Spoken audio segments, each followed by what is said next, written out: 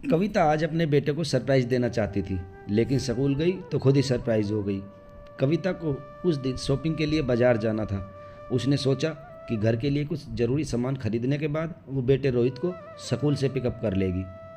रोहित 10 जमा 1 कक्षा में पढ़ता था और बस से आता जाता था। कविता जब स्कूल के पास पहुंची तब छुट्टी हो गई थी और बच्चे अपनी अपनी बस की तरफ बढ़ रहे थे। उसने अपनी गाड़ी सड़क के किनारे लगाई और उतरकर स्कूल की बसों की तरफ बढ़ी। स्कूल के गेट के पास लाइनों में कई बसें खड़ी थी। उसने बेटे की बस को खोजने की शुरुआत की ताकि अगर रोहित बस में हो तो उसे नीचे बुला ले। वो धीरे धीरे आगे बढ़ रही थी। उसकी आंखें बसों के ऊपर लिखे नंबर पढ़ रही थी कि तभी उसे एक आवाज़ सुनाई दी, रोहित देख उधर, वो आ रही है। अपने ही बेटे का नाम सुना तो कविता ने आती हुई आवाज़ की तरफ देखा। उसका बेटा रोहित अपने किसी दोस्त की बाइक पर बैठा था और मुड़कर लड़कियों के एक झुंड की ओर देखकर मुस्कुरा रहा था। जैसे ही वो लड़कियां नज़दीक आई, उसने पास से गुजरती हुई एक लड़की के करीब जाकर कुछ कहा। लड़की बेचारी घबराकर वहाँ से जल्दी जल्दी आगे बढ़ गई। रोहित ने उसका पीछा किया और दुपट्टे को पकड़ने की कोशिश की। तभी वहाँ कुछ और लड़के आ गए और रोहित के सामने खड़े हो गए। लड़की ने रोड क्रॉस किया और एक बस में जाकर चढ़ गई। रोहित ने उन लड़कों को धकेला और एक दूसरी बस की तरफ बढ़ गया।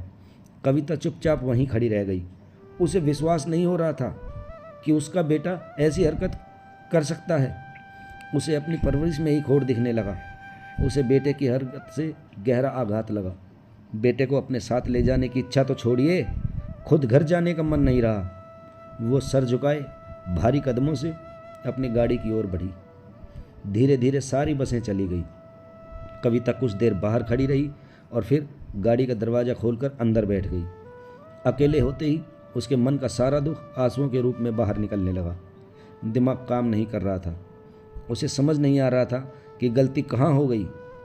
कविता के पति की मृत्यु 5 साल पहले ही हो गई थी। उसने एक स्कूल में नौकरी कर ली थी। रोहित को पिता की कमी ना महसूस हो इसलिए उसकी सारी इच्छाएं पूरी करती।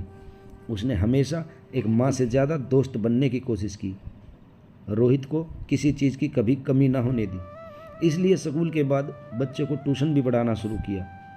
अपनी इच्छाओं को हमेशा दरकिनार किया और रोहित की खुशी में ही अपनी खुशी ढूंढने की कोशिश की। लेकिन आज आज उसे लगा कि वो टूट गई।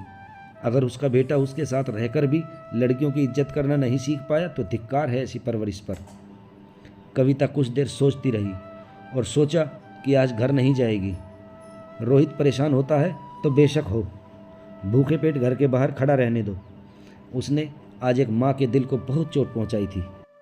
लेकिन आखिरकार एक औरत पर एक माँ हावी हो गई और वो गाड़ी स्टार्ट करके घर की ओर बढ़ गई। पूरे रास्ते वो यही सोचती गई कि रोहित को कैसे राह पर लाए और औरतों की इज्जत करना सिखाए। जब वो घर पहुंची तब तक रोहित पहले ही पहुंच गया था। रोहित ने कहा, माँ कहाँ चली गई थी? मैं बहुत परेशान हो गया था। अभी सोच ही रहा था कि गार्ड अंकल को बोलूँ आपका फ़ोन मिला कर देने के लिए। आज छुट्टी ले रखी थी इसलिए मार्केट गई थी घर का सामान लाने, कविता ने कहा। फिर स्कूल क्यों नहीं आई हर बार की तरह? रोहित ने पूछा। कविता ने कहा, आ तो रही थी लेकिन बाज़ार में मेरे साथ एक अजीब घटना हो गई और फिर मेरा मूड ख़राब हो गया। क्या हो गया था माँ? रोहित ने परेशान होकर पूछा। अंदर चलो बताती हूँ, कविता ने कहा और घर का दरवाज़ा खोला। अंदर आते ही रोहित ने फिर पूछा, बताओ ना माँ क्या हुआ? कविता ने मेज़ पर रखे गिलास में पानी डाला और सोफे पर बैठते हुए बोली, बैग रखकर बैठ जाओ। रोहित की उत्सुकता और बढ़ गई। उसने बैग को कुर्सी पर फेंकते हुए कहा, बताओ। कविता ने बोलना शुरू किया। आज जब मैं सामान लेकर गाड़ी की ओर जा रही थी तब अचानक एक आदमी ने मुझ पर कुछ कमेंट किया। मैं उस पर ध्यान दिए बगैर ही आगे बढ़ गई। तभी वो मेरे सामने आकर खड़ा हो गया। मैंने रास्ता बदला और आगे बढ़ती रही। तब उस व्यक्ति ने पीछे से मेरा पल्लू पकड़ लिया। अब तो मैं बहुत डर गई थी। तभी मुझे एक पुलिस वाला दिखा और मैं ज़ोर से चिल्लाई, ओ भैया ज़रा इधर आइए। बस उस व्यक्ति ने मुड़कर देखा, वो वहाँ से भाग गया। तब मेरी जान में जान आई। बोलते बोलते कविता रोने लगी। रोहित ने पास आकर उसे पकड़ लिया। माँ आप रो क्यों रही हो? उसने कुछ किया तो नहीं ना? रोहित बोला, नहीं कैसे किया बेटा, उसने मेरे आत्मसम्मान को ठेस पहुँचाई है। मैं हैरान हूँ कि उसने मेरा रास्ता रोकने की हिम्मत कैसे की। मैं एक औरत हूँ, कोई वस्तु नहीं। ऐसे लोग जो औरतों को गंदी निगाहों से देखकर गलत हरकत करते हैं वो मर्द नहीं होते। कोई भी स्त्री ऐसे लोगों को पसंद नहीं करती, वह घृणा करती है उनसे। मेरा तो जी कर रहा था कि 2 थप्पड़ जड़ दूं, पर हाथ में सामान था। कविता ने कहा। रोहित उसकी बातों को ध्यान से सुन रहा था। शायद उसे अपनी हरकतों की याद आ गई थी।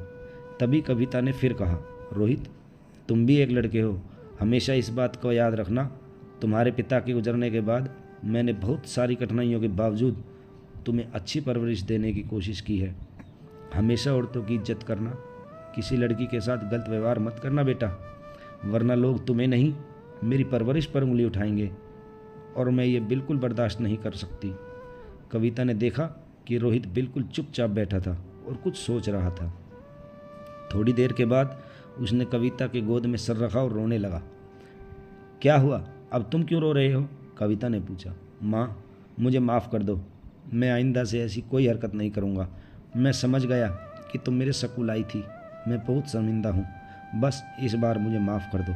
मैं आपको एक आदर्श आदमी बनकर दिखाऊंगा, हमेशा औरतों की इज्जत करूँगा, मैं वादा करता हूँ। कविता ने उसके सर पर हाथ फेरते हुए कहा, बेटा मैं तुमसे यही उम्मीद करती हूँ। आज मुझे वाकई में बहुत दुख हुआ था, पर मैंने सोचा कि सही गलत तुम्हें मैं नहीं बताऊंगी तो कौन बताएगा। मर्दानगी औरतों को नीचा दिखाने या उनके साथ गलत तरीके से पेश आने को नहीं कहते। असल मर्द तो वो होता है जो उन्हें बराबरी का दर्जा दे और हमेशा इज्जत करे, क्योंकि हर मर्द की जननी तो औरत ही होती है ना। और रोहित की आंखों से आंसू बह रहे थे और इस बात की पुष्टि कर रहे थे कि आइंदा वो किसी लड़की से गलत व्यवहार करने से पहले अपनी माँ की कही बातों को जरूर याद करेगा। बेटे को कविता ने डांटने की जगह समझाने का जो नया तरीका निकाला। आप भी अपने बेटे को अपने साथ हुई किसी घटना की जानकारी दें ताकि वो समझ सके कि किसी लड़की से गलत व्यवहार करने पर उसे कैसा महसूस होता है। आप अपनी राय कमेंट बॉक्स में ज़रूर दें और हाँ, अगर कहानी अच्छी लगी हो तो वीडियो को लाइक करना ना भूल जाना। जय श्री राम।